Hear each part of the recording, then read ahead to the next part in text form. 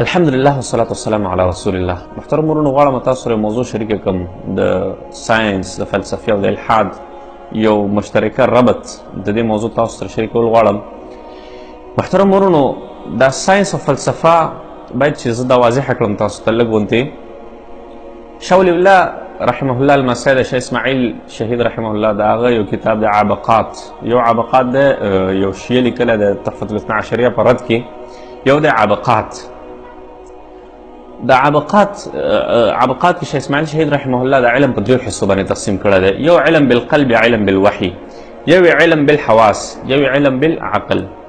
بیا د علم بالعقل په دوه حصو باندې هغه تقسیم کړی. هغه علم چې هغه د عقل په ذریعه حاصل شي هغه په دوه حصو تقسیم کړی. یو ساينس دی، بله فلسفه ده.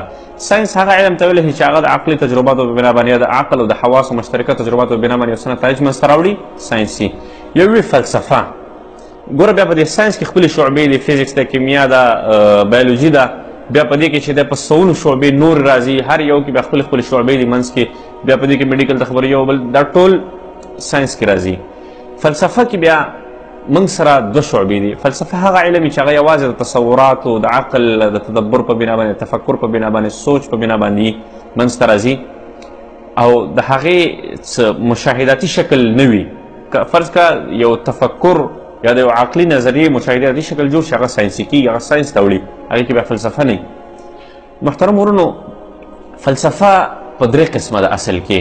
یو د چینایي فلسفه، یو د هندوستاني فلسفه انډین چې ورته وایي، یو د ویسټرن فلسفه مغربي فلسفه. دا تقسیم چا کړی دی؟ دا برټینډر نسل کړی دی. د هسټري اف ویسټرن فلسفي یو خپل کتاب یې لیکلی دی، د فلسفې تاریخ یې کړی دی، په هغې کې د داسې تقسیم کړی. بیا هغه د فلسفه د پخواني فلسفرانو په نیز باندې په دوه حصو تقسیموي. یو ته میټافیزکس وایي، یو ته عمرانیات، سوشیالوجي یا پولیټیکل ساینسز یا سوشل ساینسز ورته وایي. محترم ورونو میټافیزکس، مابعد الطبیعات او سوشل ساینسز یعنی عمرانیات دا دوه حصو باندې پخواني فلسفرانو او معاصر فلسفران دا بیا په پنځو حصو باندې تقسیموي. اپیسټمالوجي پکې راولي، اونټاپالوجي پکې راولي، نور مختلف دغه پکې راولي، شعبې هغه دغه کوي. زه به د پخواني تقسیم باندې تاسو ته لږه واضحه کړم نو اسانه وي. مابعد الطبیعات د فلسفې دا یو حصه چې میټافیزکس ورته وایي، په دې کې عموما هغه خبرو باندې بحث کیږي. مثال د خبرې د ایگزسټنس په باره کې، د الله تعالی یا د خالق په باره کې، د کائنات د ابتدا په باره کې، انتها په باره کې، قیامت په باره کې، موږ چې مړه شو څه به کوو، موږ څنګه پیدا شوي، څنګه ټول هغه چې هغه انویزیبل شیانې، نه ښکارېدونکي شیانې، هغې سره هم په دې کې ټول په دې میټافیزکس کې بحث راځي. دویم قسم چې کوم دی عمرانیات یا سوشل ساینسز، په دې کې نظامونه جوړیږي. دا سوشلیزم دی، دا کمیونیزم دی، دا کپیټالیزم دی، دا سیکولریزم دی، دا مارکسیزم دی. دا ټول نظامونه انساني عقل باندې په دې کې جوړیږي. دا د فلسفې هغه وړوکی تفصیل شو. بل چې کوم علم دی علم الوحي چې ورته وایي، هغه بیا په دوه حصو باندې، یو غیر محفوظه وحي ده، یو محفوظه وحي ده. یو هغه وحي چې هغه غیر محفوظه، یو محفوظه. غیر محفوظه کې لکه وحي عرفاني راځي، وحي ایجادي راځي، یا هغه رؤیا صالحه راځي، یا نور دغه. یو وحي محفوظه، په هغې کې لکه کتب راځي، په هغې کې چې کوم دی د احادیث رسول الله صلی الله علیه وسلم احادیث راځي. بیا په دې کې چې کوم دی قرآن کریم دی، رسول الله صلی الله علیه وسلم احادیث دي. رسول الله صلی الله علیه وسلم احادیث هم چې دی هغه هم څه شی دي؟ هغه وحي کې راځي. ان هو الا وحي یوحى. څوک چې د احادیثو نه انکار کوي هغه د وحي نه انکار کوي. خپل موضوع ته راځم. هلته خو موږ ویل چې په فلسفه کې هم نظامونه جوړیږي په عقل باندې، او د الله تعالی په باره کې، د کائناتو په باره کې، د مخالق په باره کې تصورات منځته راځي. فلسفه کې موږ دا ویلې. دلته په علم الوحي کې موږ سره هم نظامونه شته دی، نظامونه راغلي دي موږ سره چې د الله تعالی په باره کې، د قیامت په باره کې، د کائناتو د ابتدا په باره کې، کائنات څنګه جوړ شوی دی، انسان څنګه جوړ شوی دی، څه مقصد دپاره جوړ شوی، چې مړ شي څه به کوي، کوم ځای ته به ځي، د ده روح څنګه دی، شیطان څنګه دی، جن څنګه دی. دا ټول په دې وحي کې موږ ته راغلي دي. اوس موږ سره تقسیم په دوه حصو باندې شو. یو اسلامي نظام، اسلامي نظامونه، او بل فلسفي نظامونه. ګوره په دې نظامونو کې خصوصا بیا درې نظامونه شامل دي: معاشیات، معاشرت او حکومتي سیستم. صحیح ده؟ نو دا په دې فلسفي نظامونو کې شامل دي. موږ تاسو چې ویلې عمرانیاتو کې نظامونه دي. نو هغه نظامونو کې دا درې واړه خصوصي طور باندې، بیا په دې کې اخلاقیات او نور شیان هم چې د معاصرو فلسفو یا پخواني فلسفرانو شامل کړي دي. اسلام کې هم موږ سره چې دغه نظامونه شامل دي. هغه که د معاشرتي نظام دی، معاشیتي نظام دی، او که هغه حکومتي نظام دی. د اسلام یا د وحي یو عجیب اصول دی. دا اصول موږ تاسو باید ځان سره یاد وساتو. هغه اصول دا دي چې اسلام کله هم مکمل نظام د یو شي ته نه ذکر کوي. قرآن کریم یوازې د نظامونو کتاب نه دی او نه یوازې د ساینس کتاب دی، نه یوازې د قصصو کتاب دی. قرآن کریم یو ډېر جامع کتاب دی او یو ډېر زیات اعجاز والا کتاب دی. قرآن کریم داسې یو اعجازي طور باندې دا درې واړه نظامونه خصوصا موږ ته ذکر کړي دي چې د وخت سره الفاظ ګوره د قرآن کریم نشي بدلېدلی. د قرآن کریم الفاظ چې رسول الله صلی الله علیه وسلم باندې کوم نازل شوي تر قیامته پورې به هغه وي، تر څو پورې اسمان ته نه اوچت شوی قرآن کریم تر هغې وخته پورې په قرآن کې څوک تحریف نشي کولی. چې څوک پکې تحریف وکړي هغه راسن اکسپوز کېږي، موږ ته ښکاري معلومیږي چې د قرآن کې دغه کړی د په هغه باندې علما راسن کتابونه ولیکي هغه باطل شي. ډېرو خلکو کوششونه هم کړي دي، د قادیانیانو، د شیعګانو، د نورو د خلکو په شکل کې یهودو، نصاراو، د وحدت الادیان، وحدت الابراهیمیه، مختلف تنظیمونو مختلفو تحریکونو په قرآن کریم د تحریفاتو هغه جوړ کړي دي، خو الحمدلله تر اوسه پورې پکې چا چې تحریف کړی معلوم شوی دی. اصل قرآن باقي دی. د قرآن کریم دا یو اعجاز دی چې الفاظ به د اول نه اوله تر اخره پورې یو شی. البته د وخت سره د دې الفاظو ته یو نوی تفصیل ورکول ممکن دي. علما هغې ته بیا نوی تفصیل ورکوي، هماغه الفاظو نه په صحیح طریقې باندې اخذ اخلي او بیا هغه الفاظو ته په نوي دور کې یو نوی تفصیل هم ورکوي. د دې مثال په قرآن کریم کې ډېر مثالونه شته دی، په احادیثو کې ډېر مثالونه شته دی. نو فلهذا دا د قرآن کریم ګوره یو اعجاز دی، دا د قرآن کریم معجزه ده، یو علمي معجزه ده. همدا وجه ده چې د قرآن کریم د احادیث د رسول الله صلی الله علیه وسلم نه واخله تر قیامته پورې به وي، ځکه چې په دې کې داسې جامع جرړې ذکر شوي، داسې جامع بنیادونه ذکر شوي دي چې هغې الفاظ نه بدلیږي، الفاظ به نه بدلیږي او د وخت سره هر وخت سره به هغه ربط خوري. هر وخت کې به چې د هغې استعمال کېدلی شي په مختلفو تفصیلونو باندې. دا خبر موږ او تاسو باید چې ځان سره یاد وساتو. د خبرې مقصد مې دا دی، موږ خبر په کوم ځای کې وه؟ په دې ځای کې وه چې په وحي کې هم نظامونه راغلي دي او په فلسفه کې هم نظامونه راغلي. اوس سوال دا دی چې انسان په عقل باندې نظامونه جوړ کړي دي، ساینس جوړ کړی دی، د نیوران هیکینګ نه واخلئ چې دا معاصر کم ټکنالوژي راغلې ده، تر مایکروبایولوژي، نینو ټکنالوژي پورې داسې ایجادات انسان وکړل، دومره عقل انسان استعمال کړ. وحي ته څه ضرورت دی؟ په دې وحي کې د نظامونو راتلو څه ضرورت دی؟ انبیاو ته څه ضرورت دی؟ قرآن کریم ته څه ضرورت دی؟ انسان سره عقل شته دی که نه؟ په عقل باندې به زندګي تېروله. د دې سوال جواب دا دی محترم ورونو چې عقل یو څو ځایونو کې یو څو مشکلات لري، یو څو نواقص لري چې هلته عقل ودرېږي، عقل تمامیږي، د هغې نه بعد وحي شروع کېږي. هلته د انساني عقل نشي. ټول نه اول تاسو ته دلیل وایم، عقل کله هم انسان ته په مکمله طور باندې هدایت نشي کولی. یو څه لږ غوندې هدایت وختي او اخلاقي طور باندې کولی شي، مکمل طور باندې انسان ته عقل هدایت نشي کولی. دلیل یې څه دی؟ دلیل ووره، انک لا تهدي من احببت ولکن الله یهدي من یشاء. الله تعالی یوازې هدایت کوي. ګوره موږ تاسې که وګورو دا چې کوم ډرګ سمګلران دي، ګوره په خود داسې طریقې سره چې دوی ښه پلانینګ سره هغه کار کوي، ایرپورټ سیکورټي، یو سیکورټي بل سیکورټي، هغه دوی نشي ګیرولی اکثره. نو دا خو یو قوي عقل باندې کې، یا مثال د خبرې یو رابري، یو غل چې غلا کوي کله، نو هغه یو قوي پلان غواړي، یو قوي دماغ غواړي، هغوی کې عقل وي، خو الانکې دوی د خپل عقل چې دی په غلطه لاره باندې استعمالوي. نو دوی ته د خپل عقل هدایت نشي کولی. ښه های کلاس عقل لري، داسې عقل لري 50 کاله مخکې غلاګانې کړي، 1980 او 1960 کې غلاګانې کړي، تر اوسه پورې پولیسانو میټینګونه کیني، هغوی نشي معلومولی چې د غلو دا کار څنګه کړی دی. نو دا خو هم یو عقل غواړي د دومره های کلاس طریقې سره غلا کول. نو دا ولې دوی ته بیا د خپل عقل هدایت نشي کولی؟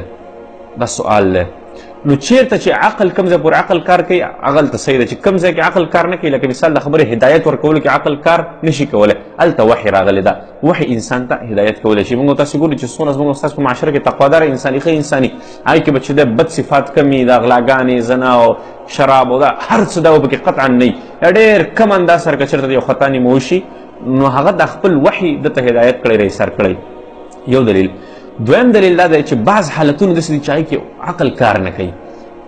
احساساتو کې اکثره غټو احساساتو کې عقل کار نه کوي. مثال د خبرې د شهوت په وخت کې عقل کار نه کوي. عقل د شهوت نه متاثره دی. څنګه متاثره دی؟ دلیل پې څه دی؟ دلیل یې دا دی لکه مثال د خبرې په معاصر وخت کې موږ ګورو په مغرب کې په نورو ځایونو کې چې دی د ګیس سیسټم، د هلکانو سره د ودونو، یا چې د زنانو سره ودونه، دا فیصله ګوره شوې ده، دا فیصله شوې ده په عقل باندې، دا فیصله لیکله شوې ده. البته د عقل په دې وخت کې د شهوت نه متاثره شوی دی، نو دا فیصله کړې ده. نقصانات یې څه شی دي؟ نقصانات د ایډز مرضونه دي، نقصانات یې څه شی دي؟ نسلونه ودرېږي، نسلونه دې سره خرابېږي، دې سره چې د ډېر مرضونه معاشره کې منځته راځي، بې اتفاقیانې منځته راځي، نور ډېر حالتونه داسې دي نو دا ګوره دا فیصله په عقل باندې شوې ده، نقصانات یې هلته راوتل. دغسې عقل د غصې په وخت کې کار نه کوي. غصه کې چې د انسان چې د وحي په ذریعه باندې کنټرول کېږي. دغسې د نشې په وخت کې عقل کار نه کوي. نشه چې د وحي په ذریعه باندې کنټرول شوې ده. دغسې ډېر امور داسې دي چې هلته عقل مهار نه دی، د وحي په ذریعه باندې مهار شوی دی. همدغسې یو احساس چې د الله تعالی د طرف نه، د انبیاو د طرف نه چې دی په انسانانو باندې هغه مرتب شوی دی، هغه د خوف دی. د خوف دی. ګوره مثال د خبرې یو غل دی، هغه غلا کوي، غلا دپاره ځي. خامخا هغه چې غلا کوي نو داسې خو نه چې د حکومت په منځ کې به غلا کوي. حکومت کې هر څونه قوانین جاري کړي نو هر ځای کې خو پولیس نه وي که نه، هر کور ته خو پولیس نشي ودرېدلی. نو خامخا غل به هغه ځای کې غلا کوي چې چېرته حکومت نه وي. نو که فرض کړه دی د خپل عقل استعمال کړي کور ته وړي غلا کوي، د ده په زړه کې دا خوف نه چې پولیس شته دی نشته دی. که پولیس وي لرې دی، ځکه که پولیس وي دی غلا نه کوي. نو که فرض کړه د سره یو داسې آسماني خوف وي، په ده باندې یو داسې د وحي طرف نه یو داسې خوف وي چې دی په دې پوهېږي چې یو داسې ذات شته چې هغه ماته ګوري. که زه فرض کا غلا کوم هغه ماته ګوري. نو که د سره دا خوف وي نو دا ډېره حده پورې، که د سره لږ غوندې هم احساس وي، دا ډېره حده پورې چې د غلا نه د بدو اعمالو نه منع کوي. دغسې یو غل که فرض کړه دا ګوري چې ماته الله ګوري او په دې باندې جهنم دی، په دې باندې چې دی عذابونه دي، نو هغه د غلا نه منع کېږي. دغسې که یو شرابي دی، که دغسې یو ریپ چې څوک کوي، که داسې یو زنا څوک کوي، که داسې په معاشره کې یو بل غلط کار څوک کوي او هغه ځان سره په ذهن کې دا خوف وساتي چې یاره ماته الله تعالی ګوري، یا چې زه به یو داسې ورځ سره مخامخ کېږم، دا خوف وي. د خپل د خوف احساس په دې نورو، په دې شهواني احساساتو باندې، په دې غصې احساساتو باندې، د نشې په احساساتو باندې غالب راځي او دا د هغه غلطو کارونو نه منع کوي. محترم ورونو، عقلونه د هر چا مختلف وي. دریم نمبر دلیل دا دی عقلونه د هر چا مختلف وي. مثال د خبرې اوس سقراط دی، یا مثال د خبرې د سقراط نه مخکې چې کوم خلک تېر شوي لکه د فلسفې چې کوم پیدا کوونکی دی تیلس دی، د هغې نه بعد د هغه شاګردانو کې راځي انګزیمینډر دی، انګزیمینز دی، پر دغسې هرکلیټس دی، پارمینیډیز دی، د هغې نه بعد انګزیګورنس راځي، سقراط او بیا دغه سقراط دی اوس یا د افلاطون دی. دا خلک د جمهوریت خلاف وو. دا خلک د جمهوریت خلاف وو. هغوی هم عقلاو ښه په فلسفه باندې پوهېدل، په عقل باندې هغوی نظامونه جوړ کړي، په عقل باندې هغوی ډېر کارونه کړي دي. په اوس وخت کې چې دی جمهوریت چې کومو خلکو جوړ کړی دی هغوی جمهوریت ته ښه وایي. هغوی هم عقلا دي، دا هم ځان ته عقلمند وي. موږ د چا ومنو په دې وخت کې؟ مثال د خبرې کمیونیزم چې چا جوړ کړی و، کمیونیزم هغوی هم کمیونیزم په ډېرو غټو امیدونو باندې جوړ کړی و. 40 کاله بعد کمیونیزم ناکامۍ طرف ته لاړی. چې کوم وخت کې کمیونیزم جوړېده هغه وخت کې دې ته یو ډېر غټ عقلي معیار ورکړی شو چې یاره دا عقلي نظام دی. اوس چې دا چا کمیونیزم جوړ کړی دی، کومو عقلاو او کومو عقلاو چې جمهوریت جوړ کړی دی، موږ د چا ومنو په دې وخت کې؟ نو فلهذا موږ ته وحي یو داسې متوسط معیار راکړی دی چې دا ټول که د چا عقل زیات وي که کم وي، که د چا عقل یو طرف ته مایلي، که د چا عقل بل طرف ته مایلي، دا ټولې په دې وحي باندې راجمع کړي دي. الله تعالی ویلي دي چې تاسو وحي پسې لاړ شئ تر څو ستاسې عقلونه، ستاسې هر یو شی په یو لیول کې برابر شي او تر څو تاسې چې دی یو مسلم نظام ته ورسېږئ. نو محترمونو، ډېر دلایل دي، مختلفو علماو ذکر کړي دي د عقل نواقص په باره کې. نو په هغې وخت کې چې دی وحي چې دی هغه هلته عقل مهار کړی دی. بلکل همدغه وجه ده چې په فلسفه کې بعضې نظامونه، په فلسفه کې ګوره زه ټولې فلسفې ته غلط نه وایم، فلسفه ښه اړخ هم لري، بد اړخ هم لري. ښه اړخ یې په انسان کې تدبر، تفکر، انسان ته د سوچ کولو طریقه، انسان ته د تفکر کولو یو نوی آیډیا، یو نوی نظریې منځته راوړلو طریقه خلکو ته ښایي. په دې ساینس کې چې اکثره یوازې چې کوم موږ چې تجربات ګورو دغه ګورو، د دې ټولو اکثرو ابتدا چې ده د فلسفې نه شوې ده، د تفکر نه شوې ده، د تصور نه شوې ده. د هغې نه بعد بیا دوی ته عملي شکل ورکړی شوی دی. د هغې نه بعد بیا ایجادات شوي دي، د هغې نه بعد بیا ترقي شوې ده، ساینس شوی ده، د معاصر ترقي داسې منځته راغلې ده. او فلسفه یو بد اړخ هم لري، هغه دا دی چې کله هم یو انسان دا کوشش وکړي چې زه د عقل په ذریعه باندې د کائنات ابتدا او انتها معلوموم، خالق معلوموم، جنت او جهنم معلوموم، فرشتې معلوموم، د خالص عقل په ذریعه باندې د وحي رڼا د سره نه وي، نو دا انسان الحاد پورې هم رسولی شي. همدغه وجه ده چې یو نیم مسلمان فلسفرانو کې هم داسې شته دی چې ابن القیم رحمه الله، ابن حجر رحمه الله په هغې باندې د الحاد فتوا لګولي او بلکل یې ښه کار کړی دی. وجه دا ده چې هغه د عقل په ذریعه باندې عقل له دونه کار اخیستی چې د عذاب قبر نه منکر شوی و، نو علماو په هغه باندې فتوې ولګولې. مشهور فلسفر دی په مسلمانانو کې. اوس محترم ورونو، راځم د عقل د فلسفې او د وحي دغه ته. فلسفه خو موږ او تاسې وویلې چې ګوره دا فلسفه یو هغه ځای کې هم په کار راځي چې کله یو انسان په یو شي باندې یو نوی تفکر وکړي او تدبر وکړي چې ولې الله تعالی چې دا کائنات داسې پیدا کړی دی. که فرض کړو انسان دې ته قایل شي الله تعالی دا کائنات پیدا کړی او دی بیا په دې باندې تفکر وکړي چې څنګه پیدا کړی دی، ولې پیدا کړی داسې، نو دې ته بیا ساینسي تجربات ورکړي نو دا ډېر مفید ثابتېږي او که فرض کړه یوازې تش په عقل باندې او وحي ځان نه لرې وساتي نو هغه انسان ډېر غلطو ځایونو پورې رسوي محترم ورونو. اوس دلته موږ سره سوال دی چې د وحي نظامونه چې وحي باندې کوم راغلي نظامونه دي هغه انسانیت ته په فایده باندې دي او که په عقل باندې جوړ شوي په فلسفه کې عمرانیاتو کې کوم جوړ شوي نظامونه دي هغه انسانانو ته په فایده باندې دي. محترم ورونو انسانان چې په عقل باندې کوم نظامونه جوړ کړي دي هغه همیشه دپاره اصلي ښه نتایجو ته نه دي رسېدلي، انسانیت ته فایده باندې نه دي رسېدلي. اکثره لکه مثال د خبرې معاشرتي سیستم دی. معاشرتي سیستم که موږ تاسو وګورو په اسلام کې چې کوم معاشرتي سیستم د انسانانو ته سپین ږیرو ته زنانو ته ماشومانو ته هر چا ته خپل حد مطابق چې دی حقوق ورکړي، عزت ورکړي، احترام ورکړي په معاشره کې. که فرض که په عقل باندې جوړ شوی نظام موږ تاسو وګورو فیمینیزم د یو دی بل دی په هغې کې چې د زنانه سپکه شوې ده، په هغې کې تجارت دپاره استعمال شوی، نور داسې ډېر امور دي چې هغه فرض که موږ تاسو وګورو. ما سره وخت نشته دی دلته او که نه ما تاسو ته یو واضحه کوله. همدغسې په اقتصادي سیستم کې که موږ تاسو وګورو اسلام سود حرام کړی دی. سود څه نقصان لري؟ غریب نورم غریب کېږي پکې، مالدار پکې نوره مالدارېږي، په معاشره کې یو تضاد راځي، دغسې مساوات د منځه ځي. دغسې د نه علاوه اسلام چې دی پراسټیټیوشن یعنې جنسي عمل باندې پیسې ګټل چې دغه حرام کړي. داسې ډېر نظامونه د مثال د خبرې هغه چې د اقتصادي نظام د اسلام هغه حرام کړی دی. د شرابو خرڅول اخیستل، د مخدره موادو نور، دا ټول اسلام حرام کړي دي. اسلامي اقتصادي نظام کې دا ټول حرام دي. په انساني چې کوم عقل باندې جوړ شوی اقتصادي نظام د کپیټالیزم د مثال د خبرې پای کې دا ټول جایز دي. نقصانات یې څه شی دي؟ نقصانات یې دا دي موږ تاسو ګورو بعض ممالک هلته خلکو ته ډوډۍ نه رسېږي، بعض ممالک دي هغه دومره های کلاس مالداره دي چې هلته حد نشته دی. مثال د خبرې یو معاشره د یو لنډ مثال منټ هیټن دی. اوس هغې کې چې د یو طرف ته داسې خلک پراته دي چې د ورځې دوه وخته ډوډۍ ورته نه رسېږي. په همدغه جزیره کې د ټوله دنیا زیاتې پیسې هم پرتې دي.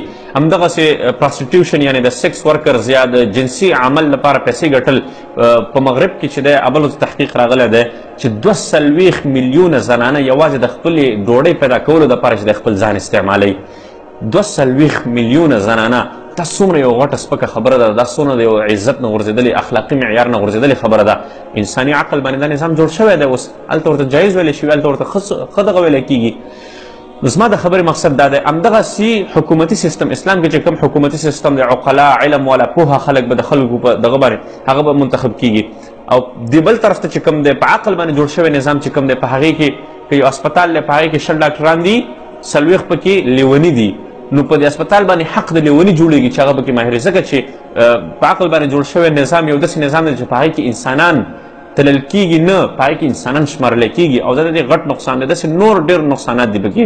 دا ټولې زه دنیوي خبرې بیانوم، د وحي دنیوي فواید او د عقلي نظامونو دنیوي نقصانات او فواید زه بیانوم تاسو ته. دا دویمه خبره. اوس درېیمه خبره دلته د الحاد ده. الحاد خصوصا د پښتنو ملحدین. د پښتنو ملحدین خو د وحي نه مکمل انکار کړی دی چې وحي نشته، الله نشته، رسول نشته، دا چې کوم دغه دي د احادیث دا ټول د ځان نه شوي دي، قرآن د ځان نه شوی دی. دې ټولو نه انکار هغوی کړی، فلسفې باندې هغوی اعتماد ساتي. اوس محترم ورونو ملحدین موږ ته کم عقله خلک وایي چې تاسو عقل نه لرئ. موږ وایو موږ صحیح ده، زه ستاسو په نیز باندې موږ عقل نه لرو، تاسو عقل لرئ. پښتانه ملحدینو پسې زه اوس خبرې کوم دلته چې دا پښتانه ملحدینو یو اجازه زه اخلم. دوی ځان ته عقلا وایي او دوی دا فلسفه یا یې د چا نه رانقل کوي، یا یې د یوناني فلسفرانو نه، یا یې د مغرب د مارکسیزم او کپیټالیزم او د سیکولریزم د دې خلکو نه رانقل کوي. محترم ورونو دوی ځان ته عقلا وایي. دوی وایي چې موږ په عقل باندې ملحدان شوي وو. نو صحیح ده که دوی کې عقل وي، دوی د یو معیار منځته راوړي، یا د یو نوې فلسفه جوړه کړي، یو نوی نظام دی جوړ کړي، یا د یو نوی ساینسي نظام جوړ کړي، په ساینس کې د یو قانون جوړ کړي، په ساینس کې د یو تیوري جوړه کړي. موږ ته به معلومات وشي چې یاره دوی عقل لري، په عقل باندې ملحدان شوي دي او د دوی عقلونه دونه های کلاس دي چې دوی د وحي او د دنیوي عقل باندې جوړ شوي نظامونو کې ښه فرق کولی شي. نو ځکه دوی دنیوي نظام چې د غوره کړی دی او دنیوي نظام جوړولی شي. محترم ورونو دوی د هغوی خلکو فلسفې نقل کوي، د هغوی خلکو نظامونه نقل کوي. دې نقل ته بیا د خپل عقل نوم ورکوي. دوی د هغې نه نقل کوي، خپل عقل نوم ورته ورکوي. نو دا خو نقل نشو، دا خو عقل نشو، دا خو نقل دی. عقل خو دې ته نه وایي چې ته چې د یو بل چا نه رانقل کوي، هغې ته د خپل عقل نوم ورکوي. دوی دې په فلسفه کې یو نظام وښیي، خصوصا د پښتنو لپاره چې دوی مکمل سالم نظام، حکومتي نظام، اقتصادي نظام، معاشرتي نظام یې جوړ کړی و دې ښیي. موږ بیا ومنو چې دوی عقل لري، عقلي معیار یې پوره دی. دوی رانقل کړي د هغې ځای نه په پټو سترګو باندې او بیا ووایي چې موږ عقلمند یو. په ساينس کې هم داسې محترم ورونو تر څو پورې یو کوزه دوی جوړه کړې ده، تر څو پورې یو چیشه جوړ کړی دی، یو ډیوایس جوړ کړی دی، دوی دې وښیي موږ ته چېرې موږ په خپل عقل باندې چې دی دونه عقلي معیار زموږ دونه های کلاس دی، موږ دونه عقل لرو، موږ په خپل عقل باندې په ساينس کې دا نظریه اضافه کړې. موږ خو د دوی په نسبت ګوره موږ نه ګیله نشته، د دوی په نسبت موږ بې عقله یو، موږ نه دوی ګیله نشي کولی. ګیله ترې نه موږ کوو چې تاسو څه جوړ کړي دي، هېڅ هم نه دي جوړ کړي. ښه دا موږ چې بیا د دوی په نسبت بې عقله یو، موږ څه جوړ کړي دي. الحمدلله ګوره افغانستان دومره په اقتصادي علمي حالاتو کې مشکلاتو کې راګرده، بیا هم هره میاشت دی یو ځوان رالګېږي، یو ایجاد کوي. په دې تېرو کلونو کې په سلونو ایجادات وشول. دا څونه وخت مخکې چې دی په خوست کې هلکانو هلیکاپټر جوړ کړو، د دې نه مخکې چې دلته الکترانیک زنګو جوړه شوه، د هغې نه مخکې چې کوم دی په بغلان کې یو سړي ګاډه جوړ کړو. د هغې نه مختلفو دورونو کې هر 2 میاشتې 3 میاشتې بعد خامخا په افغانستان کې په مذهبیانو کې هغه خلک چې الله تعالی مني په هغې کې ایجاد راځي. په عمومي طور باندې که موږ او تاسې وګورو، په عمومي طور باندې چې کوم خلک په الله باندې زیات یقین ساتي، هغوی 85% چې دی په ساینس په الله تعالی باندې یقین کوي. چې کومو خلکو ساینس ته کار کړی دی 85% په هغوی کې هغه خلک دي چې هغوی په الله تعالی باندې یقین کوي.